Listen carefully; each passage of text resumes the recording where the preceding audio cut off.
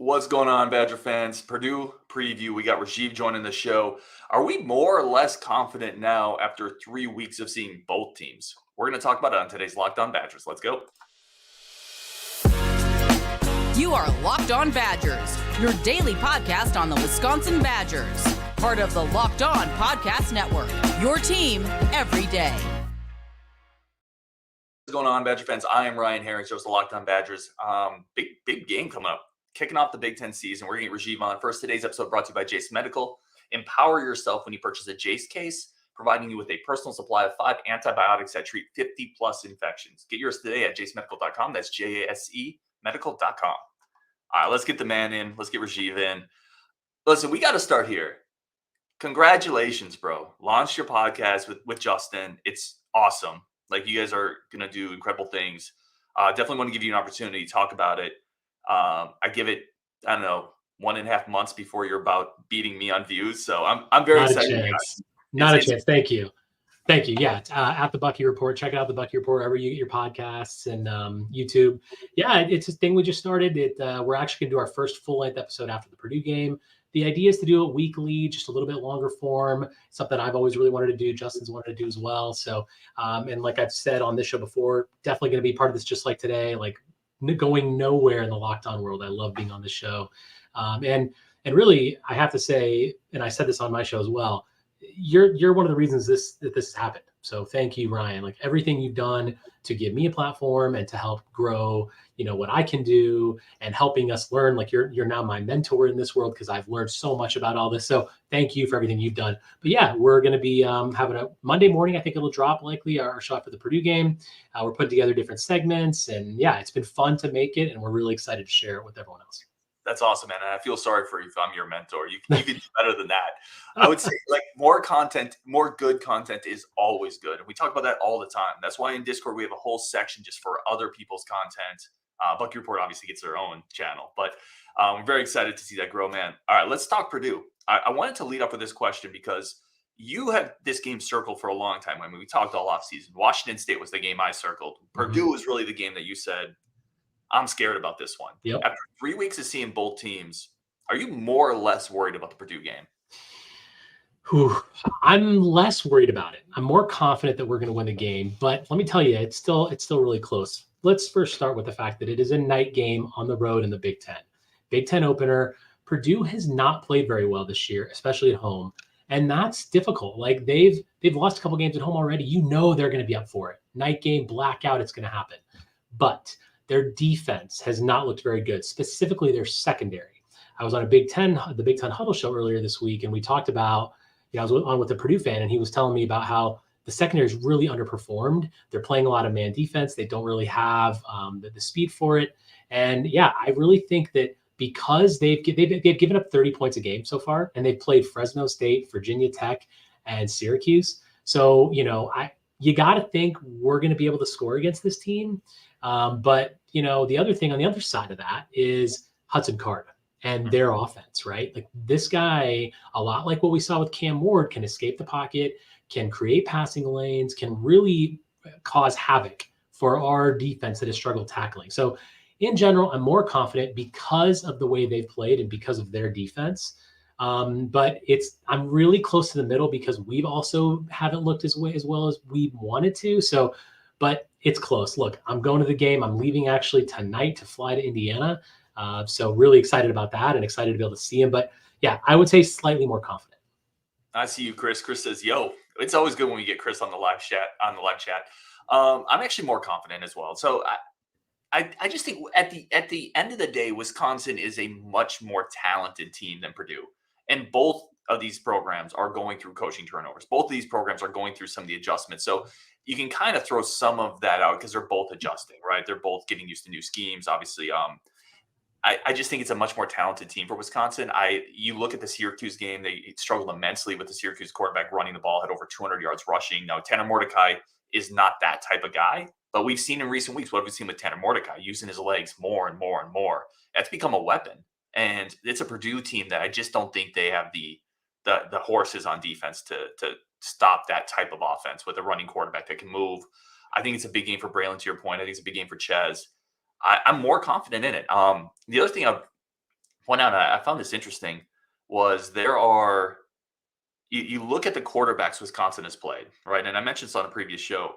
This is the first time we've played a quarterback, and Hudson Card's really talented. But this is the first time we played a quarterback that isn't coming in as a fifth-year transfer guy with a ton of experience.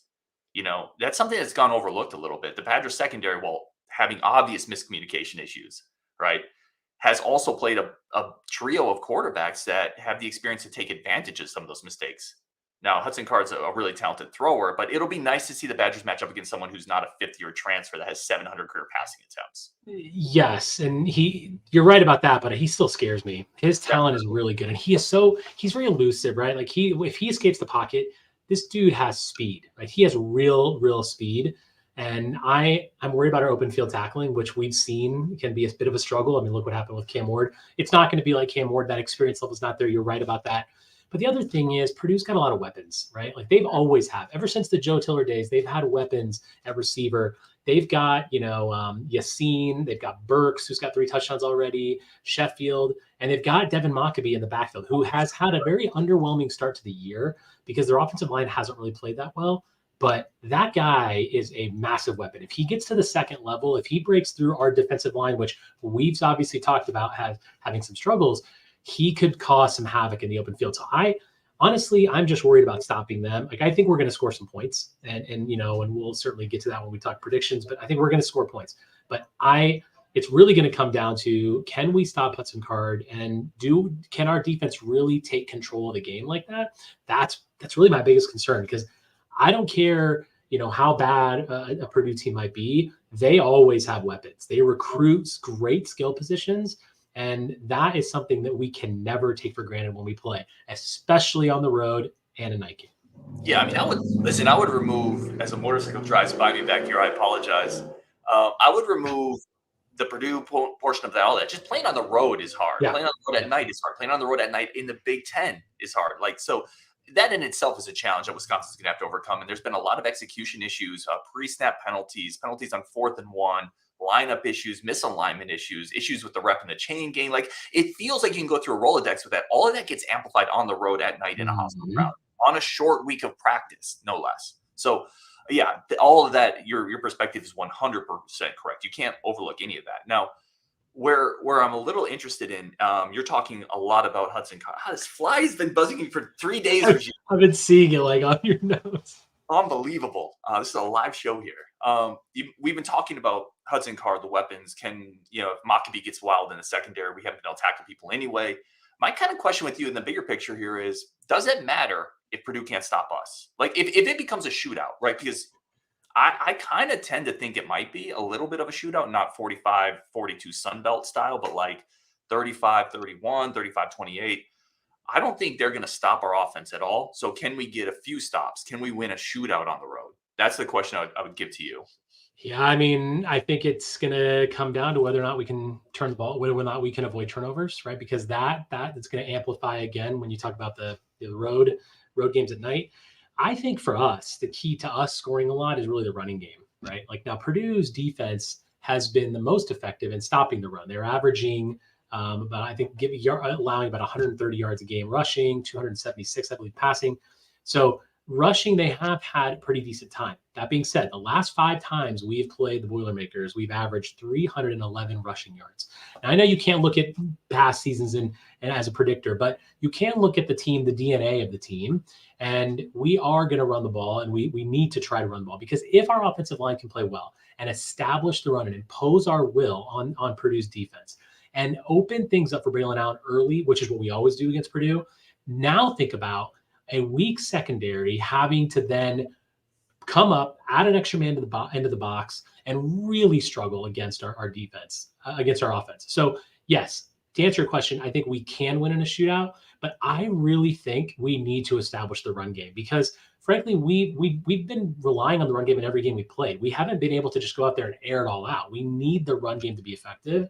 So that, to me, is the first thing I'm going to be looking at is, how is the offensive line playing, and can we control the line of scrimmage, get some running yards, get Braelon Allen and Chez Mellusi involved early running the ball, and that will then further open up the passing game, which already should have a pretty good game because of the Purdue defense. But when you talk about airing it out, shootout stuff, all I think about is turnovers and interceptions, and that can derail things very, very quickly.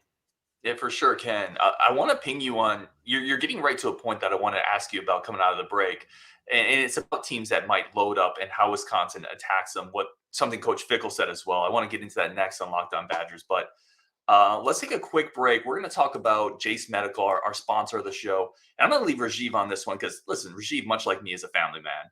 And you got to take care of your family. You got to be empowered to take care of your family. That's what Jase Medical does. Jase Medical, if you get the Jase case, you get 5 life-saving prescriptions that can treat over 50 different types of diseases. And there goes Rajiv. He just dropped off, unfortunately.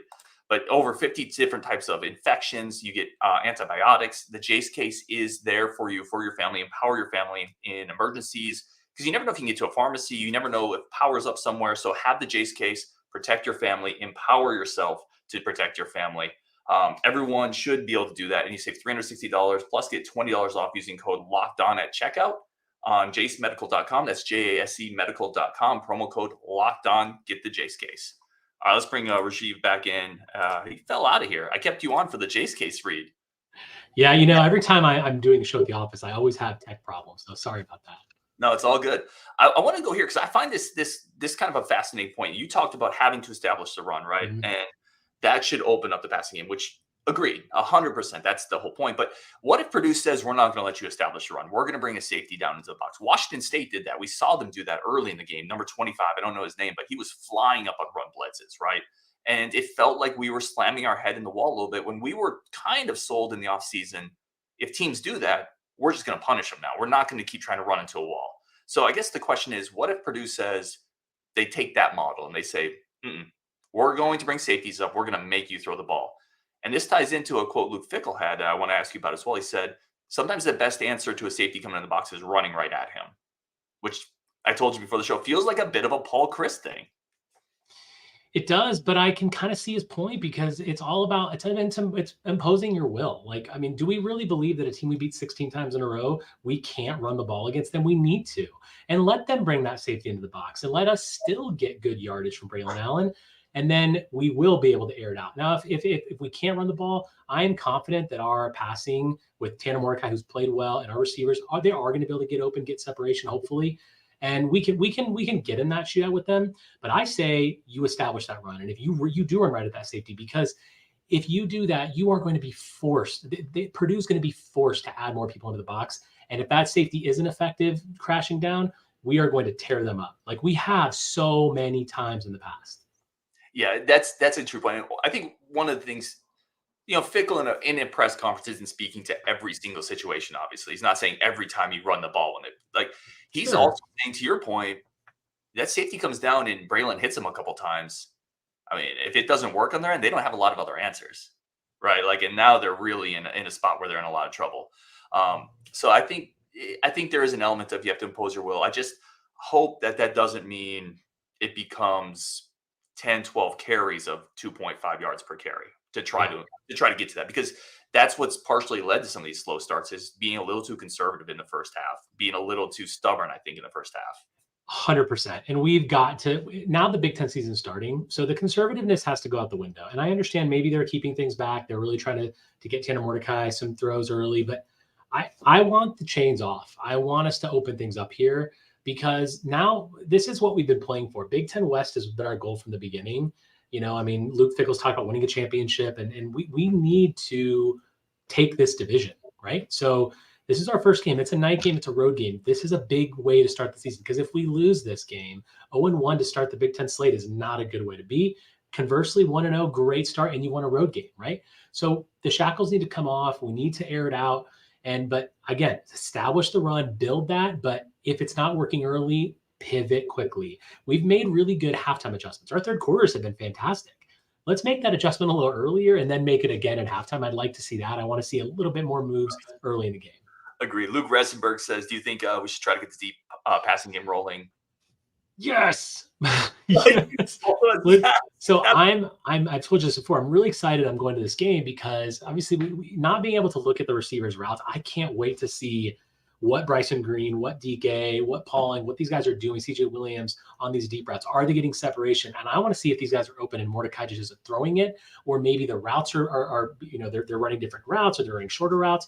I want to see this. I'm really excited, and I can't wait to see a deep ball to CJ Williams. I'm really hoping that's coming. Or even Skylar Bell can go deep. There's a lot of speed. Let's utilize that, because again, this is a weak secondary.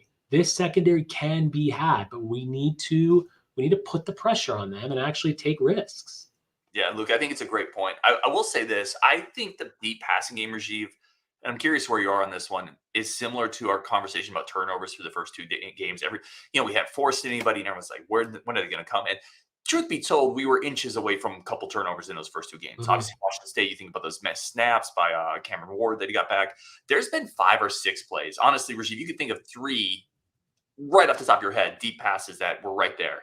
I think we're right there. So yeah. I'm not as concerned about the deep passing game. We have to hit it. Like, it has to happen. But I think we're right there. And if a couple of those plays hit, if Skylar Bell catches a ball, if we're right. I think we're right there. And then this thing isn't even a conversation point. I think it's going to happen on Friday night, I believe. I want to ask you this one. Who's a better quarterback in this game? We had a famous conversation with Cam Ward versus Tanner Mordecai. And people went on both sides of that, right? I'm curious, who do you think is, all things being equal, the better quarterback? Hudson Card or Tanner Mordecai? Yeah, I think it's Tanner Mordecai just because of experience, right? The SMU years and the experience and the numbers that he put up there. And Hudson Card hasn't played a Big Ten game yet, right? So, and I know that they played Syracuse, they played Virginia Tech, they played Fresno, and he's looked very effective, and he's looked like he's got a lot of skills. But this is Wisconsin now. This is the Big Ten Conference, Big Ten defense. So look, I think that I hope that we can put pressure on him and make it really hard for him, and that he can't be effective. But I still want Mordecai. I still want our guy, because he's really shown a lot of poise in the pocket, good decision making. I mean, other than the first, he didn't have an interception in the last game, and I think that he's really coming into it a little more, coming into Longo's offense. So yeah, I'm still rolling with number 8. Let's go. Same, I agree. I mean, let's be real, Rajiv. This is why you go out and get a 5th-year guy, right? Exactly. To play on the road in conference. Like, he's not going to care. And that's what the SMU guy said when I interviewed him with Tanner coming over there. Like, one of the first things they said is he's unflappable. And we've seen that, like, good or bad. Like, he hasn't been a perfect quarterback, but this environment in West Lafayette's not going to phase him. And yeah, totally. You don't want to see a guy turn the ball over, but you do want to see a guy bounce back from a turnover, right? So when he turns the ball over, he's not afraid, and he's going to go do it again. We saw that going back to the spring game. And I understand that, it's not always where we want it to be, but I like a guy who's got the confidence back there to air it out and to do what he's got to do. And I think he has that. And as the season rolls on, the playbook opens up, and those shackles come off a little bit early in games, I think we're going to really see him start to grow. And I expect that to happen. Rather Bicabo says, I'm so tired of hearing what a great team Wazoo is. It's Washington bleeping State. Listen, they're fine. They've got a good quarterback. Cam Ward's really good, man. Yeah, like, they're not great, but at the end of the day, Rajiv, if we come out of Friday with a win against Purdue, right, we're 3-1, 1-0 in conference, and your one loss is a road game to Cameron Ward at Washington State. I'm just saying, it's not a bad early start to the season in all reality. But conversely, if we lose it, we're 2-2 and 0-1, and now all of a sudden the season's looking a lot more bleak, and I'm not going to want to do my show on Sunday night.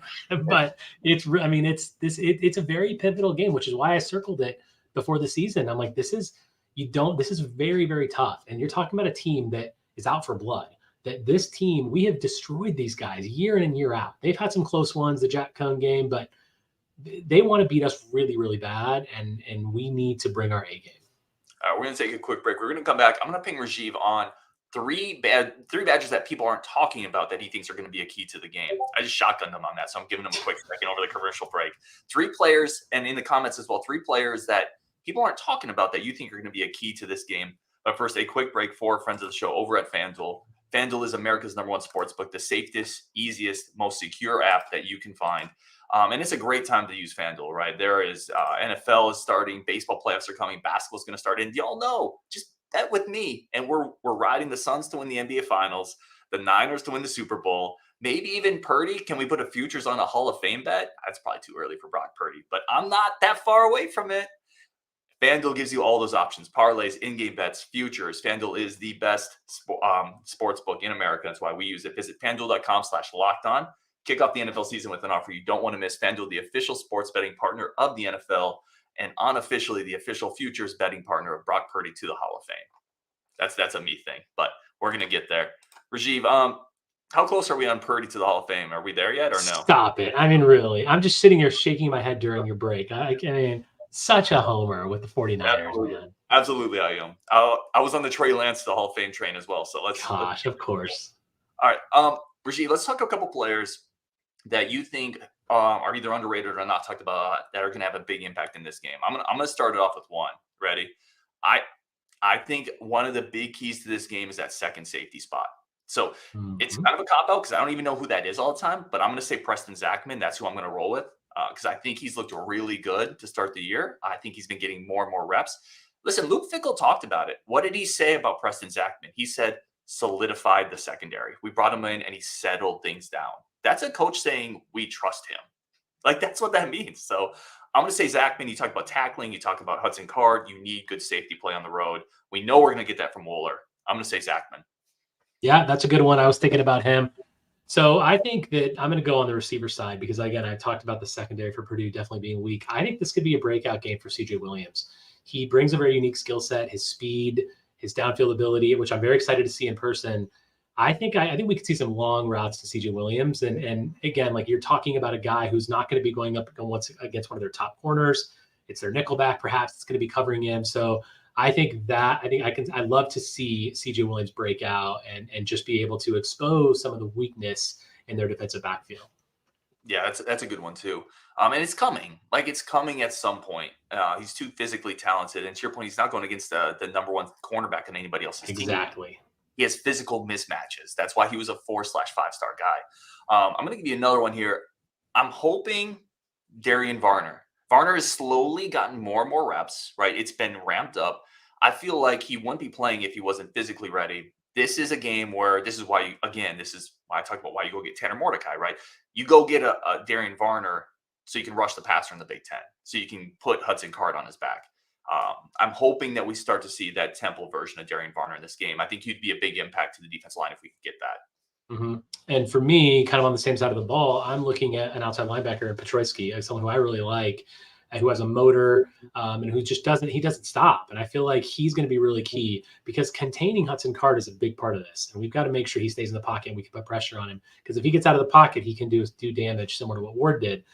So I think Petroski is the guy that I'm watching that I feel like you've seen flashes of him being really good, but he puts it together for 60 minutes and he, gets a couple of sacks, maybe a tackle for loss, maybe he can break up a pass, something like. I feel like he's really a guy that I'm watching to make a high impact on defense where we need someone kind of like what we've seen from James Thompson. We need someone who can really sort of take the reins and be a defensive playmaker and a disruptive force. Yeah, you like him. I like him a lot. Yeah, he had if you go back to that Washington State game, he's one of the few guys that you can look at this year that has really beaten offensive tackles like one-on-one. Which is why he needs to play more and he needs to be more effective because you're right. He can play that one-on-one game and do it well. And I found myself just watching him on certain plays, just watching him. And I'm like, man, like he's really effective and I want to see him out there more. And I feel like the more and more the more reps he gets, the better we're going to be at that position, which we identified outside linebacker as a position of weakness throughout the offseason. So I feel like it's an important piece for us. Cold Stone, it's an interesting point. The stubbornness in the first half isn't coming from running the ball. It's coming from those dumb short screen passes that never work. We saw less of that last week. Like, it feels like the coaches have reined that out of the playbook. So I think Cold Stone's a good point, but we didn't really see that much last week. Unless I'm missing it. And if you're going to do it, do it to the receivers, please. Like, those guys are much more effective at it. Like when Pauling got it, when Bell got it, they operate a little bit better in space. And let's give them that chance. Let's not just send it back out of the backfield. I think the adjustment's been made, and I like it. I agree. I think that adjustment's been made really quick. And this is just not BA's game. That kind of short swing pass thing. So this is not Is there literally any skill position player you'd less like seeing in that spot? Right. I mean, I would rather see that swing pass to every receiver, to Ches, to again, this is not a knock on Braelon. Braelon is way better in other roles, right? Like he's a between the tackles kind of guy, and he's extremely good at it. Let's keep him there. Agreed. So Colson, that's a good point. This one is from Trevor Long. His 3: Maitre, Bell, and Rucci. I think Maitre is a nice call. I mean, I feel like he's been quietly effective, and we've talked about cornerbacks and some of the issues that we've had there with Alexander Smith, but Maitre's played well, and I think he's a key thing because look, Purdue's going to air it out. They always do. And so our cornerbacks they're going to be on islands at times, and they need to play really effectively. You know how I feel about Skylar Bell. I'm going to be wearing my Skylar Bell jersey to the game. And Rucci, good call as well. Someone who I think we've seen him play well and keep it going. Yeah, that is a good call, Trevor. Thank you for that.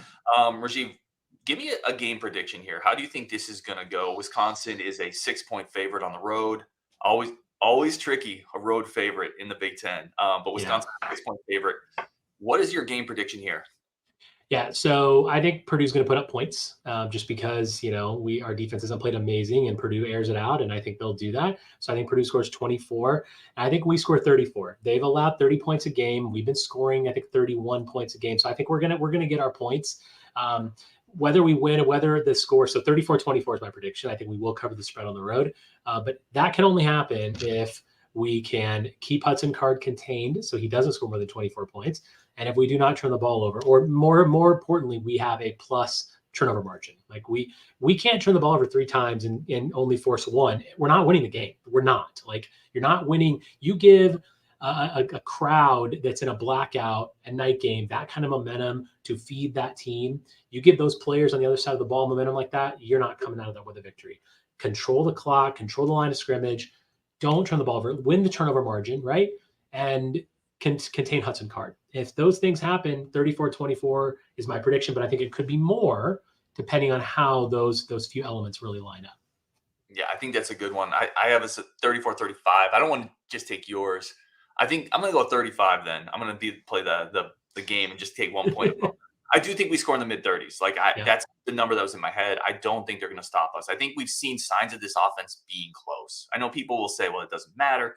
I think it's about to break out. I really do. And Purdue's defense has been terrible, right? Mm-hmm. Like there is something to playing on the road, but again, if you have a veteran quarterback and you start, can they start fast?